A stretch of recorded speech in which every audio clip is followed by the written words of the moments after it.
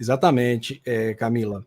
O que deu para ver ali é que o relator ele teve uma defesa tão grande para o Sérgio Moro que ele trouxe teorias que nem tinham sido trazidas pela própria defesa. O relator ele foi tão profundo na defesa do Sérgio Moro que ele conseguiu ultrapassar todos os limites daquilo que é viável dentro do jurídico, dentro do direito, e chegou aí a pontos populares, chegou a ignorar coisas óbvias, tudo isso para fazer um argumento de defesa para o Sérgio Moro, lembrando que o argumento de defesa dos desembargadores, dos julgadores, porque no TRE tem também juízes. O argumento de defesa dos julgadores na instância, no caso do Moro, é a primeira instância, né, por causa da competência, apesar de ser um tribunal regional, já ser como se fosse uma segunda instância, mas é a primeira instância do julgamento do Moro. Esse argumento de defesa, ele vai para cima, ele sobe, e muito mais, ele foi feito de uma forma extremamente estratégica, dá para ver que tem um combinado ali na República de Curitiba. Lembrando, são juízes e desembargadores que estão sob a tutela do TRF4, que é exatamente o tribunal sob o qual o Moro estava sob tutela. Então nós podemos dizer que nós temos ali julgadores amigos do Moro, por questão profissional, nós temos ali julgadores que estão envolvidos naquilo que agora a gente está vendo uma investigação a respeito, né, dessa questão do TRF4, sumiço dos 4 bilhões de reais, são julgadores que podem, inclusive, estarem filmados aí na festa da cueca. Então tem vários motivos para que esses julgadores não apenas votar pelo Moro é uma coisa, agora desenvolver uma tese extremamente bem elaborada para caber na cabeça da opinião pública, para que o Moro não seja cassado, é uma coisa que ultrapassa todos os limites do trabalho de um magistrado. Nós estamos vendo a magistratura, amiga do Moro, trabalhando como advogado de defesa. E pior, Camila, o procurador, ele bateu tão devagar que se a gente for analisar o trabalho do procurador do início ao fim, o procurador, que é colega do Dallagnol, que é colega dos meninos da Lava Jato, ele mais defendeu o Moro do que acusou. O procurador apenas deu sequência no processo porque seria impossível ele não pedir a condenação do Moro. Seria impossível, mas é uma coisa assim, é como se eu estivesse acusando você e falasse da seguinte forma: olha, a Camila é uma pessoa perfeita, Camila é uma pessoa maravilhosa, Camila nunca cometeu crime nenhum. No entanto, eu, como procurador, gostaria de pedir a condenação da Camila. Peraí, nós tivemos uma coisa ridícula. Nós tivemos 2 advogados fazendo a denúncia do Moro, 2 advogados apresentando uma denúncia do Moro. Depois desses 2 advogados, nós tivemos na prática só a defesa do Moro. Lembrando, a parceria entre Poder Judiciário e o Ministério Público dentro da República de Curitiba, dentro do Paraná, essa parceria obviamente contaminaria não apenas os julgadores que são colegas do Moro, mas também os procuradores que são colegas do Dallagnol e do resto daqueles participantes da Operação Lava Jato que com certeza vão pagar um grande preço se o Moro perder o mandato e os processos contra o Moro começarem a rodar, porque o nome de desembargadores, juízes e procuradores vão aparecer nas investigações contra o Moro e contra o Dallagnol. Deu para ver a estratégia de defesa do Moro, que não é só uma estratégia para liberar o Moro nessa instância. Lembrando, no TSE, o Moro vai ser cassado.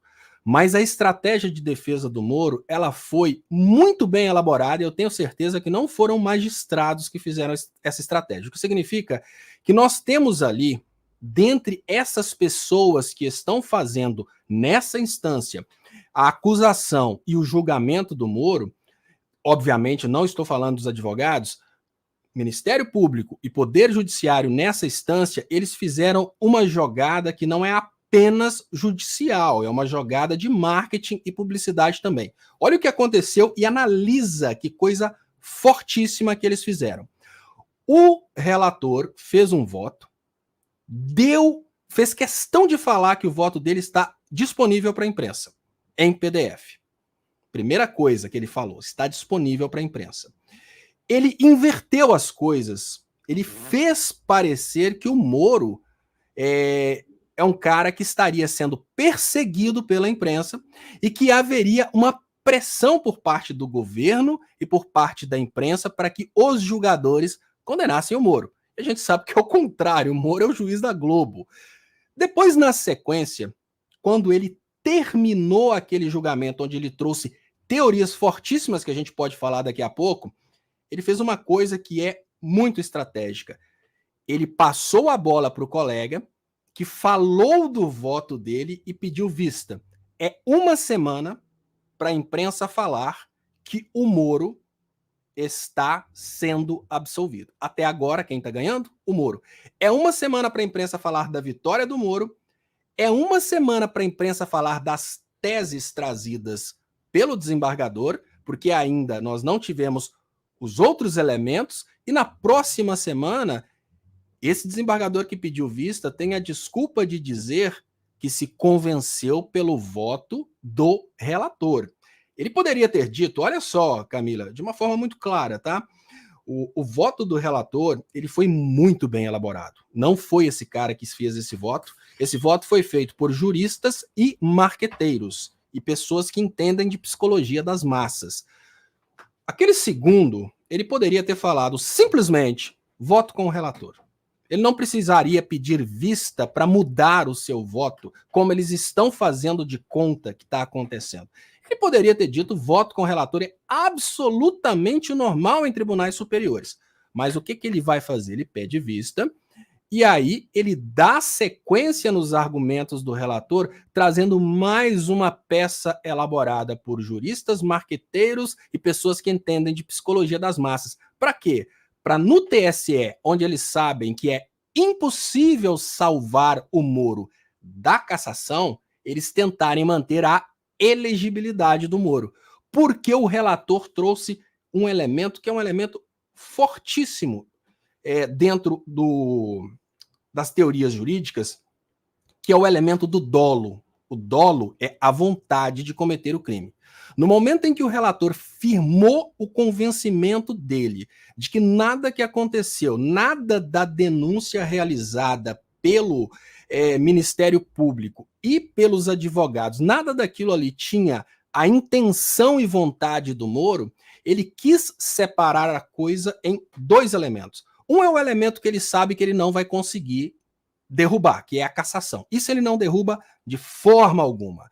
Mas a elegibilidade é possível você derrubar se você conseguir realmente convencer a população, porque o TSE com certeza não vai estar do lado do Moro, e eu imagino ser difícil, mas a tese que ele trouxe é absolutamente poderosa. Você convence a população, a opinião pública, de que tudo isso que aconteceu sem vontade do Moro para que aconteça. Apesar do jogo ter sido contaminado, e por isso a gente tem que ter um novo jogo, porque ali o jogo foi totalmente desequilibrado, vamos imaginar um jogo de futebol, tá, Camila? Vamos pensar o seguinte, Cruzeiro e Atlético vão jogar. Eu vou fazer um exemplo aqui para ficar bem fácil. Cruzeiro e Atlético vão jogar. Imaginemos que sou torcedor do Atlético. Então, eu vou lá, torcedor, não tem nada a ver com o time. Eu vou lá e coloco na bebida dos cruzeirenses um laxante. Durante o jogo, todos os cruzeirenses vão passar mal, os jogadores do Cruzeiro vão passar mal, por isso serão derrotados. Depois eles descobrem a fraude. A primeira pergunta é possível anular o jogo por isso? É claro que é. Afinal de contas, teve uma fraude e no jogo os jogadores todos passaram mal porque uma pessoa colocou laxante na comida lá no pré-jogo dos jogadores. Agora, a pergunta básica que a gente tem que se fazer nesse momento é: você pode punir os jogadores do Atlético por isso? Se fui eu, torcedor do Atlético, que fiz isso, sem os jogadores saberem? Então, é essa a teoria. É esse raciocínio que o desembargador trouxe de uma forma malignamente brilhante para tentar dizer que o Moro não tem culpa de tudo que aconteceu. Ele foi traído pelo primeiro partido, depois o outro partido, ele tentou São Paulo, foi a própria esquerda que lutou contra e não deixou ele candidatar em São Paulo, e no final das contas ele foi para Curitiba, porque é onde sobrou. Ele foi vítima de tudo isso. Como ele foi vítima, apesar de que o jogo foi desequilibrado, vamos anular o jogo, mas a gente não pode culpar a vítima. Então, ele mantém a elegibilidade, podendo inclusive se candidatar novamente lá dentro do Paraná nesse novo jogo. Eu imagino que é essa estratégia, deu para perceber essa estratégia criada, deu para perceber os momentos em que o advogado, não estou falando do procurador, nos momentos em que o advogado do Moro não acredita naquilo que ele está falando, ele tem um caguete de entregar o que ele está falando de mentira, que é mexer o ombro. Dá para a gente ver perfeitamente ali os pontos onde ele está forçando a barra. Agora, já o promotor, né, o procurador, né? O procurador estava morto, né? Aquele camarada que estava lá brigando com, né, quem que é de agora? É o Popó, que está muito famoso aí, né? Que bate os youtubers. Ele está brigando com o Popó, tentando dar tapinha. Então, no final das contas, chega o magistrado, que teria essa obrigação de julgar de forma imparcial, e o magistrado só atacou a defesa.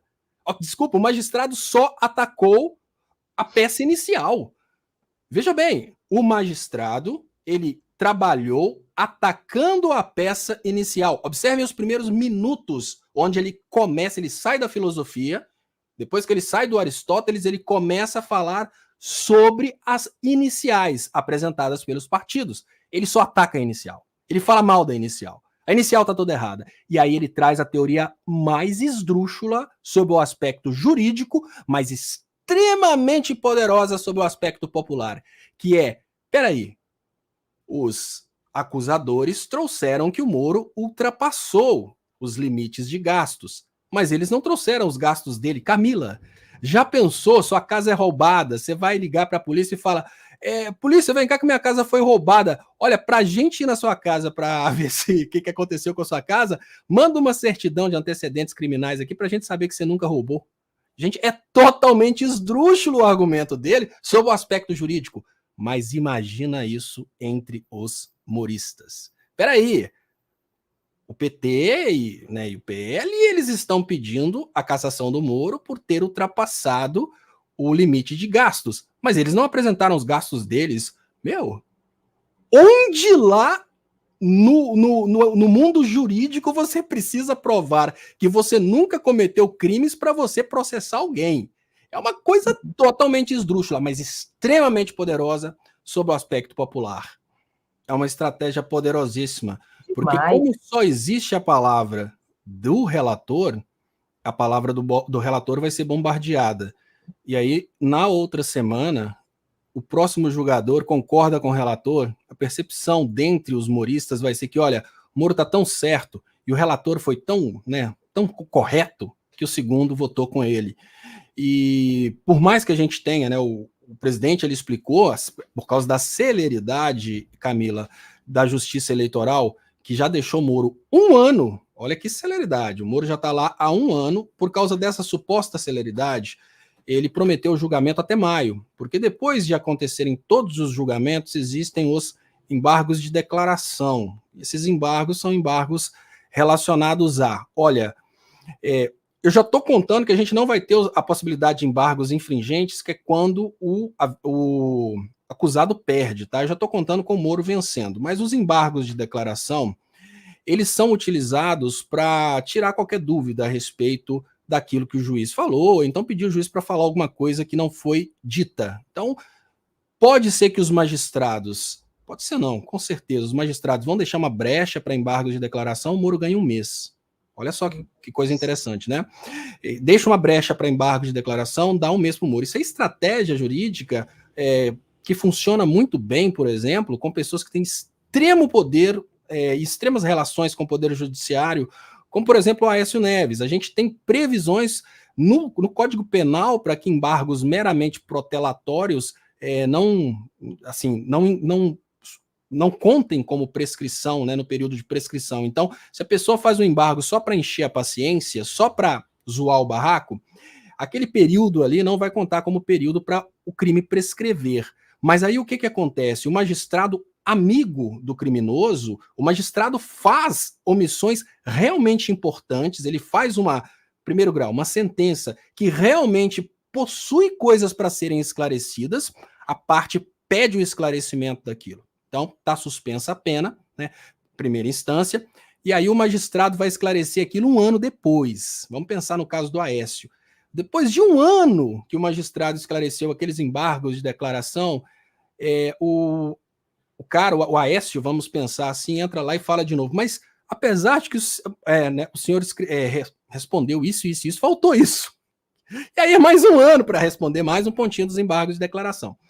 Então, nós estamos falando de técnicas protelatórias. Isso na justiça é absolutamente comum. Técnicas protelatórias.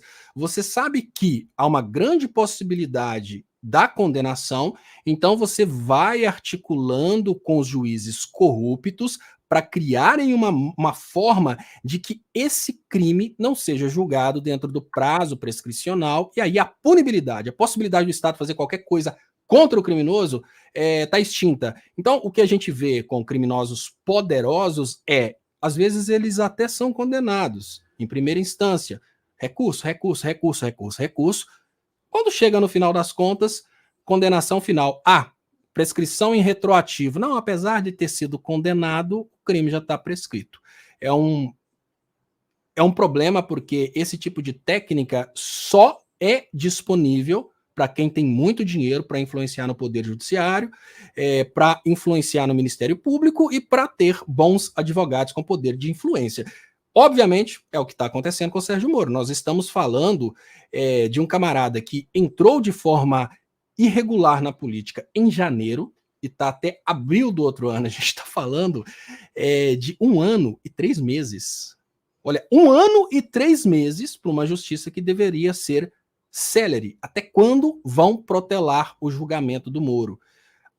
Não sei, mas eu tenho certeza que no TSE ele vai ser cassado. Agora, essa tese para não tirar do Moro a elegibilidade é uma tese poderosa, e uma coisa que eu queria falar com você depois, Camila, me lembra, é sobre a questão dos 2 milhões. É muito importante falar sobre isso e a omissão do desembargador em relação à superexposição que o Moro teve em função da campanha para presidente. São coisas importantes que a gente precisa levar em conta, porque eles vão vir com todos os argumentos. E a gente precisa saber onde os argumentos deles possuem falhas. Que não foi R$1 milhão o Moro pegou e passou para o marqueteiro das igrejas evangélicas. Vamos considerar esse dinheiro como sendo um depósito. Ele pode ser usado a qualquer momento. Outro R$1 milhão, o Moro passou. Eu estou falando de uma forma que a população consiga entender, porque isso é muito importante. Quando a gente fala suplente, as pessoas ainda não entendem, porque o cargo de senador é um cargo muito misterioso. Então eu vou dizer, o Moro passou R$1 milhão para o escritório do vice. Olha, o Moro contratou o vice. Vamos pensar a seguinte coisa. Lula, em campanha, contrata o Geraldo Alckmin por R$1 milhão para o Geraldo Alckmin trabalhar na sua própria campanha. Gente, é uma coisa absolutamente incompatível com a lisura, com a transparência, não faz sentido algum, mas o Moro contratou, com dinheiro público, é o dinheiro do fundo partidário, o escritório do vice, que é o suplente, R$1 milhão. Como que é possível dizer que este R$1 milhão não ficou disponível para a campanha de Curitiba? Não tem como. É impossível dizer isso. Camila, um escritório de advocacia para cobrar R$250 mil por mês, olha, tem que ser uma coisa muito complexa. Então a gente já sabe que não faz sentido. Agora, o escritório de advocacia ser do vice é muito estranho. Então, ele depositou R$1 milhão na conta do vice para ser utilizado eventualmente depois. Outro R$1 milhão ele depositou na conta do publicitário dos evangélicos. Ele pode comprar os evangélicos candidatando em São Paulo, pode comprar os evangélicos candidatando no Paraná ou candidatando à presidência da República, porque o dinheiro já está nas mãos do cara que joga com os evangélicos.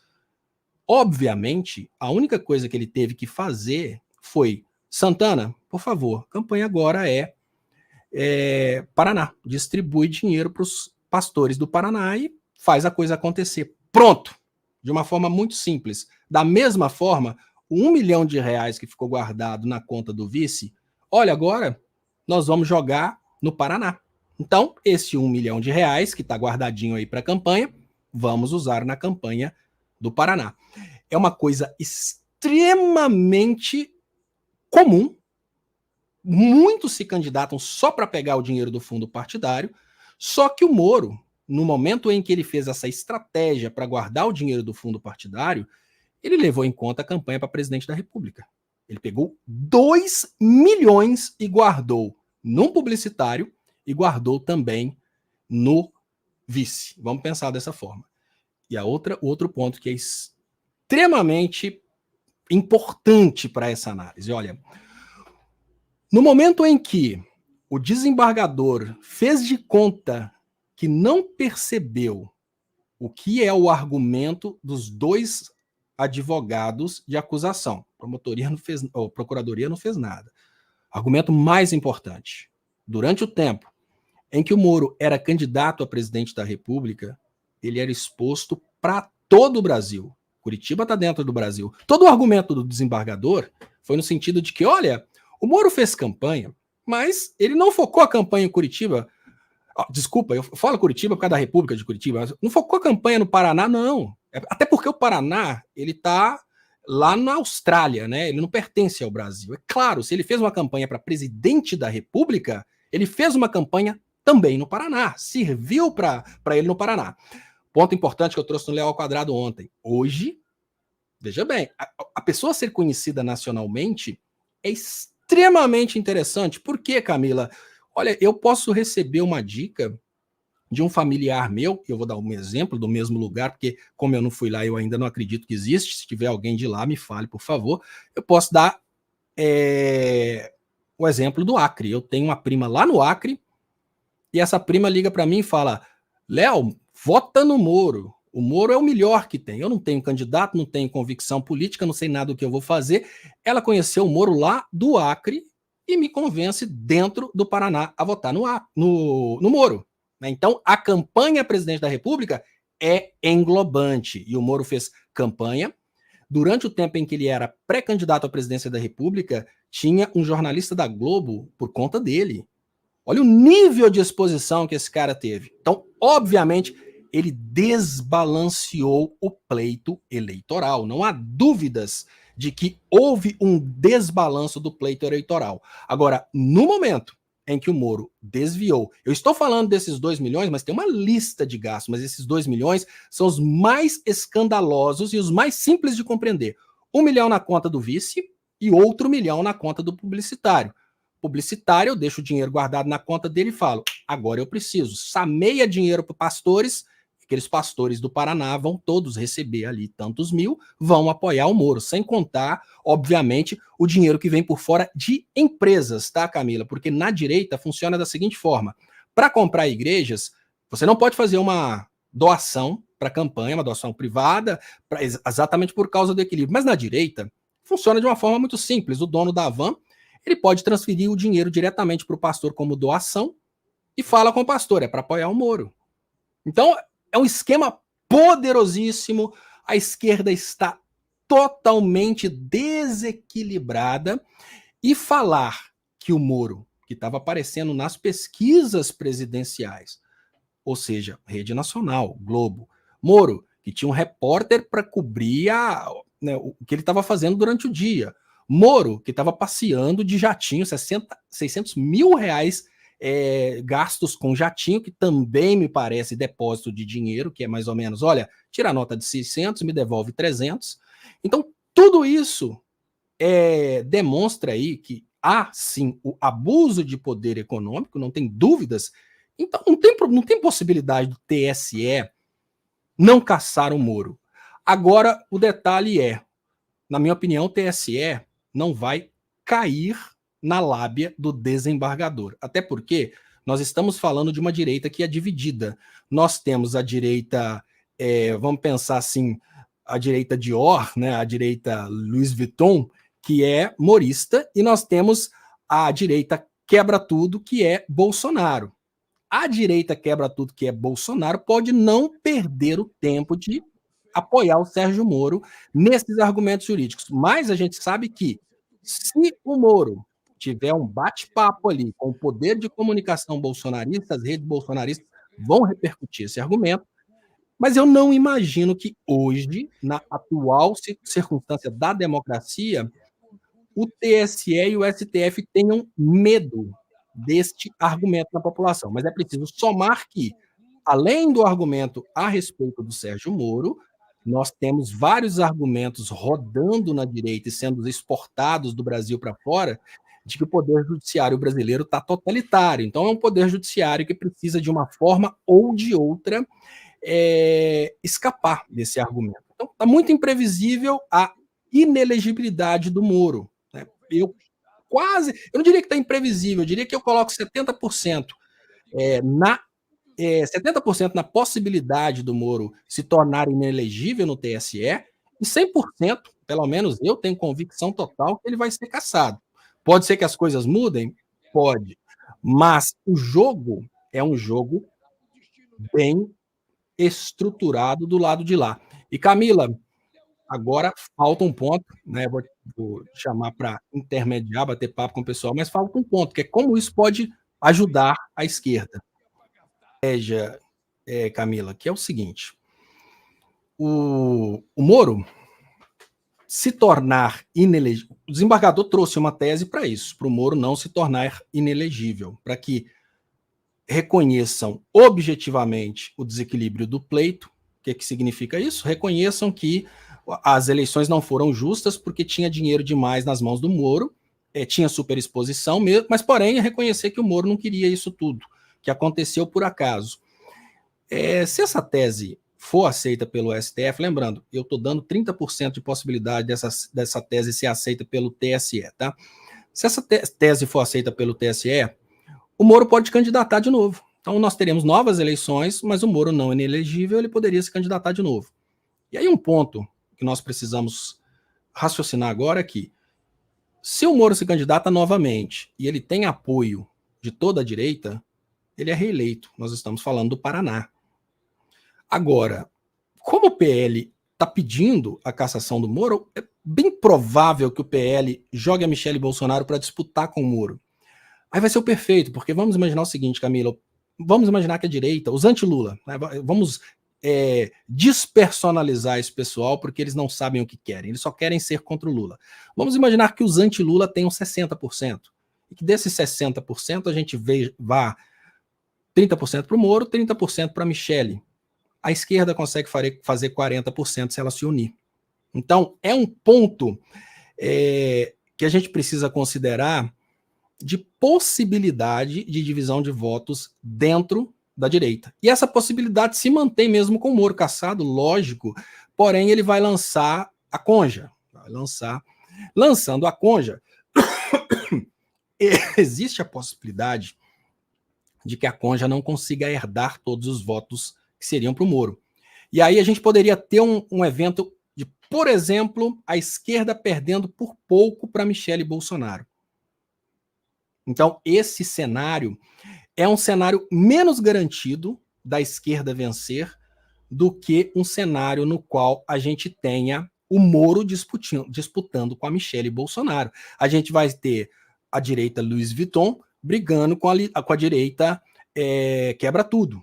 Nessa briga, a esquerda pode vencer. Levando em conta essa possibilidade, eu acho, assim, acredito bem que o melhor, né, o mais neutro, digamos assim, de partidos e ideologias para disputar essa vaga seria o Requião.